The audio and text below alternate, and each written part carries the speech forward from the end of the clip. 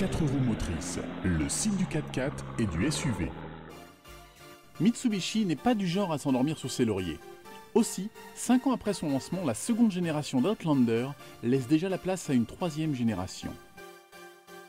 Comme beaucoup de nouveaux modèles, cette nouvelle génération nous promet des gains en habitabilité, en confort, en équipement et même en consommation.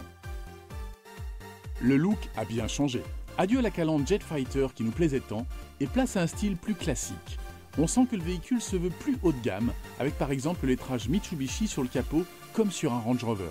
Et ça continue à l'intérieur avec un habitacle beaucoup plus haut de gamme. De gros progrès ont été faits en finition et en qualité perçue, même si ça n'est pas encore parfait.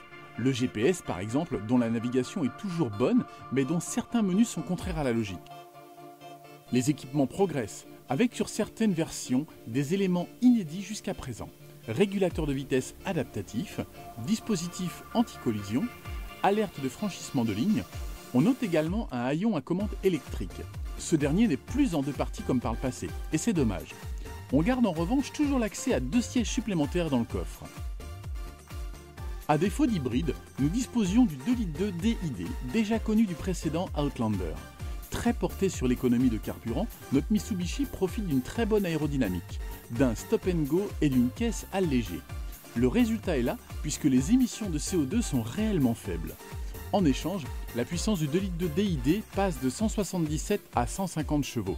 Dur de faire rêver les aventuriers ou de briller en soirée avec ça. Mais voilà, une fois au volant, notre Mitsubishi Outlander tient ses promesses. Autrement dit, les 150 chevaux sont largement présents et on aurait facilement pensé en avoir plus que ça. L'Outlander marche bien, très bien même. Et il consomme aussi peu que prévu puisque nous avons tourné à moins de 8 litres malgré nos parcours en ville, notre boucle sur piste et une conduite dynamique. On soulignera également un certain silence de fonctionnement. Ce Mitsu a décidément mûri. C'est un 4WD que nous avons emmené sur les pistes de la Côte d'Azur. Pour remplacer l'ancienne molette de commande de transmission, on trouve un bouton moins pratique qui fait défiler au tableau de bord les 3 modes.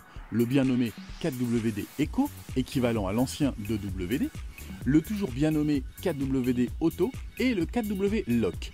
C'est un nom un peu abusif puisque l'on va vite constater qu'il n'y a pas de vrai verrouillage de différentiel central. Ce n'est pas grave puisque la Outlander n'entend évidemment pas faire de concurrence au Pajero en franchissement. Sur piste rapide, il permet de rouler vite sans effort et même de s'amuser un peu en glisse une fois le contrôle de stabilité déconnecté. Les limites seront bien entendu données par les pneus et par le manque de protection de la carrosserie. Pour le reste, le 2 litres de DID dispose d'un couple suffisant à très bas régime et que l'antipatinage est bien calibré, permettant de franchir facilement de petits croisements de pont sans à-coups et sans avoir à emballer le moteur. Bien équipé dès la finition d'accès, ce nouveau Mitsubishi Outlander a le bon goût de ne pas faire payer ses progrès. Plus de 1% d'augmentation seulement sur la finition Invit de base. Il faut dire que l'Outlander est un élément important de la stratégie de la marque chez nous, puisque ce segment de véhicule est le seul qui a progressé en 2011, plus de 13%, dans un marché en pleine récession tout de même. Un segment où il faut être absolument. À propos, il n'y aura pas de dérivés chez PSA, comme les 4007 et C-Crosser par le passé. Même si notre goût nous faisait préférer le précédent Outlander, force est de reconnaître que l'Outlander tient ses promesses. Un bien meilleur véhicule d'un côté et des coûts maîtrisés dans l'autre. Face à cette version DID très homogène, la future version hybride devra se surpasser. Toutes les fiches techniques et essais sont sur le www.4motrices.com.